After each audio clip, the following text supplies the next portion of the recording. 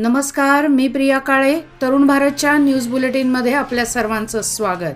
आता पाहूया ठळक घडामोडी. दिल्लीतील गाजलेल्या मद्य धोरण घोटाळ्यातील मुख्य आरोपी व दिल्लीचे मुख्यमंत्री अरविंद केजरीवाल यांना 15 एप्रिलपर्यंत न्यायालयीन कोठडी देण्यात आली आहे. दिल्लीतील सीबीआय न्यायालयाच्या न्यायाधीश कावेरी बवेजा यांनी हा आदेश दिला. सोमवारी केजरीवाल यांना त्यांच्या समोर उपस्थित करण्यात आले. केजरीवाल यांना प्रारंभी ईडीची कोठडी देण्यात आली होती. या कोठडीचा कालावधी 1 एप्रिलपर्यंत होता. त्यामुळे त्यांना सोमवारी न्यायालयात उपस्थित करण्यात आले. त्यांच्या ईडी कोठडीतील चौकशीची आता आवश्यकता नाही. त्यामुळे ईडी कोठडीचा कालावधी अधिक वाढवण्याची मागणी ईडीकडून केली जाणार नाही, असे प्रतिपादन अतिरिक्त महाधिवक्ता SV राजू यांनी केले.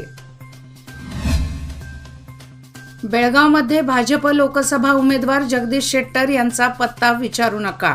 निवडणुकीनंतर तुम्हालाच त्यांचा पत्ता शोधत जावं लागणार आहे, असे बोलत अरभावींचे आमदार भालचंद्र जारकीहोळी यांनी विरोधी नेत्यांवर निशाणा साधला आहे. शेट्टर यांना अंडर एस्टिमेट करू नका. शेट्टर यांना संसदेत पाठवणे हेच आमचे ध्येय असल्याचेही त्यांनी सांगितले.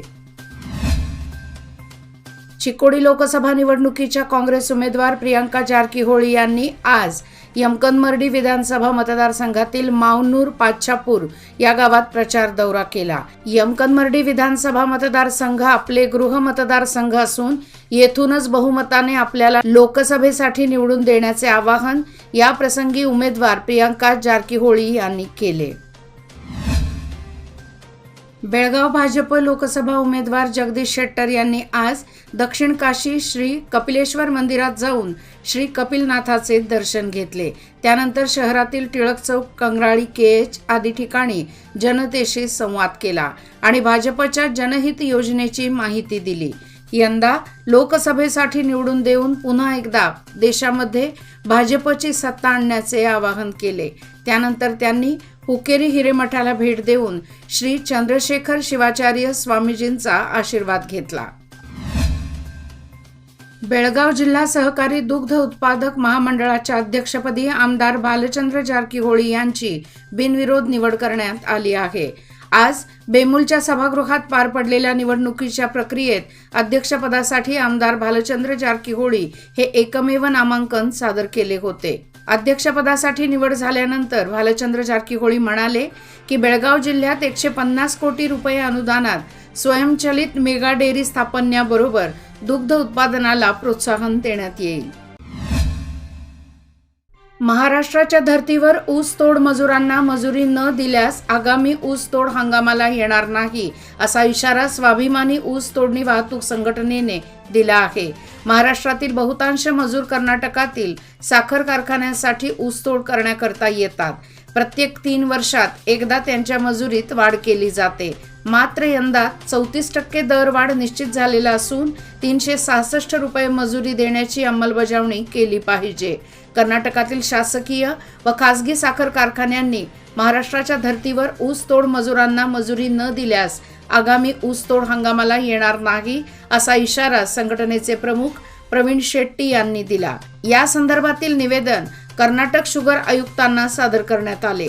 या प्रसंगी राजू पाटील, रावसाहेब अब्दान, तानाजी पाटील, विद्यासागर पाटील, विनोद पाटील, सागर पाटील यांच्यासह स्वाभिमानी ऊस तोडणी वाहतूक संघटनेचे महाराष्ट्र राज्य व कर्नाटक राज्याचे पदाधिकारी सहभागी झाले होते. हिंडलगा येथील रहिवासी अरुणा सराफ यांच्या निवासस्थानाजवळ आज भर उन्हात रान पेटून उठला. अरुणा सराफ यांनी लागलीच फेसबुक फ्रेंड सर्कलला पाचारण केले. त्यांनी आगीची तीव्रता लक्षात घेऊन अग्निशमन दलाशी संपर्क साधला.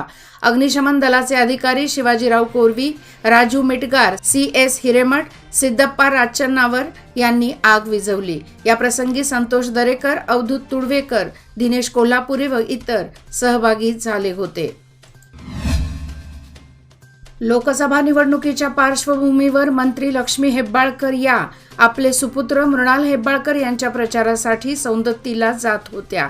यावेळी बेळगाव शहरातील अशोक सर्कल येथे एक वृद्ध जोडपे अस्वस्थ अवस्थेत आढळून आले. मंत्री लक्ष्मी हेब्बाळकर यांनी आपले वाहन थांबवून त्यांची विचारपूस केली. तेव्हा ते वृद्ध जोडपे आजारी असल्याचे समजले.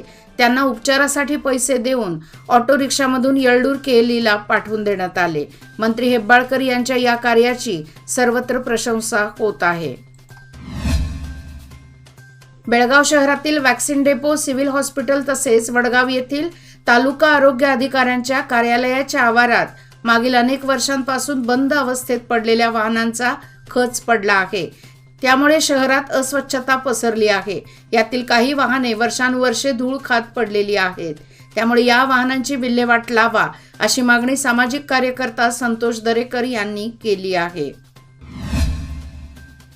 रविवारी कोर्टला सुट्टी होती. आज सोमवारी कोर्टला आलेल्यांना एक मोठा खळबळजनक प्रकार पाहायला मिळाला.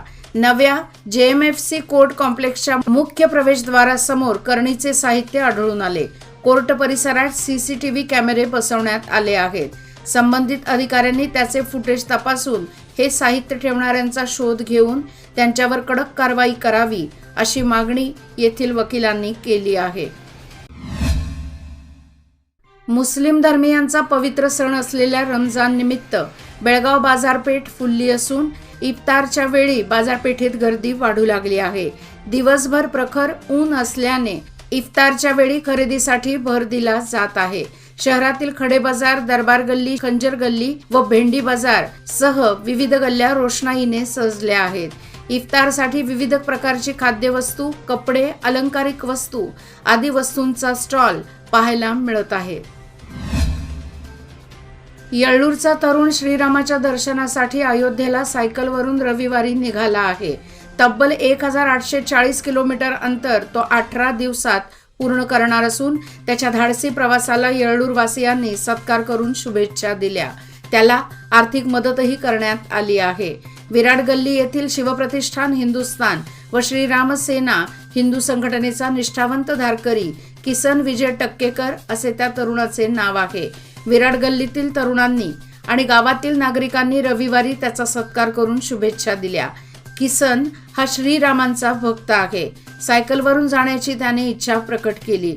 त्यानंतर त्याच्या कुटुंबियांनी व मित्रमंडळींनी त्याला प्रोत्साहन दिले. कारवार लोकसभा मतदारसंघातील हल्याळ, दांडेली, जोयडा भागात रविवारी काँग्रेसच्या उमेदवार अंजली निंबाळकर यांचा प्रचार दौरा करण्यात आला. या भागातील मराठा समाजासह सर्व भाषिक समाजाने उत्तर कन्नड लोकसभा मतदारसंघातून यावेळी अंजली निंबाळकर यांना निवडून आणण्याचा एकच निर्धार केला. हल्याळ मतदारसंघाचे आमदार RV देशपांडे यांच्या नेतृत्वाखाली हल्याळ, दांडेली, जोयडा या भागात प्रचार दौरा झाला. यावेळी अंजली निंबाळकर यांचे तिन्ही ठिकाणी जंगी स्वागत करण्यात आले. लोकसभा निवडणुकीच्या पार्श्वभूमीवर 16 मार्च पासून आचारसंहिता लागू झाली असून प्रामुख्याने सीमावर्ती भागात मुख्य रस्त्यावर असलेल्या चेकपोस्टवर तसेच भरारी पथकाकडून खासगी वाहने व बसमधून ये-जा करणाऱ्यांचीही झडती घेण्यात येत आहे. त्यांच्याकडे रक्कम आढळल्यास ती रक्कम जप्त करण्यात येत असल्याने सर्वसामान्य व व्यापारी वर्गाची मोठी अडचण होत आहे. सदर होणारी अडचण लक्षात घेताना सर्वसामान्यांसाठी नियमात शिथिलता द्यावी अशी मागणी होत आहे. स्वयंपाकघरात नेहमी वापरात येणारा लसूण वापरताना गृहिणींना हात आखडता घ्यावा लागल्याची वेळ 3 महिन्यांपूर्वी आली होती. जानेवारी महिन्यात लसूण प्रति किलो 400 रुपयावर गेल्याने गृहिणींचे बजेट कोलमडले होते. मात्र आता लसूण सामान्यांच्या आवाक्यात आल्याने दिलासा मिळाला आहे. याचबरोबर आजचे बातमीपत्र इथेच संपले.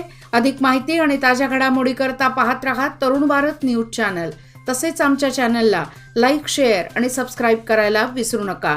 आणि विश्वासार्ह बातम्यासाठी दररोज वाचा दैनिक तरुण भारत. धन्यवाद.